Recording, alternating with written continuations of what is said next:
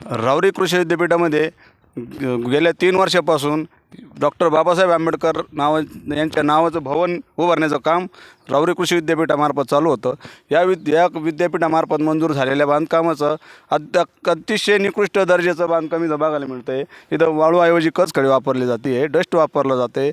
इथं शेजारीच पलीकडं मुळा धरण आहे, शेजारी एक वाळूचा डेपो चालू असताना तिथून वाळू न वापरता डस्ट वापरली आणि याच कारणामुळं आज एक व्यक्तीचा परप्रांतीय व्यक्तीचा इथं बळी गेलेला आहे.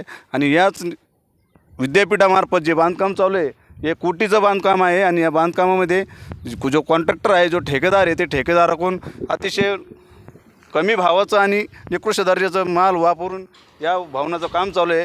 या भवनामध्ये आज जो बळी गेला आहे त्याला सर्वस्व जबाबदार तो कॉन्ट्रॅक्टर आणि प्रशासकीय लोक आहेत.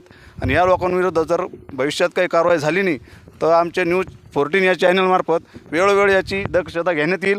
या अगोदरही आमच्या चॅनलनी याची दक्षता घेतलेली आहे आणि याच्या बातम्या प्रसारित केलेल्या आहेत. तरी पण या बांधकामाचं, या मालाचं आणि या गॅसचं गेलेलं बळी याचं जर योग्यरीत्या जर विल्हेवाट लागली नाही आणि याचं जर कारवाई योग्य झाली नाही तर न्यूज 14 मार्फत आणि याचे सगळे गप्पले बाहेर काढण्यात येते.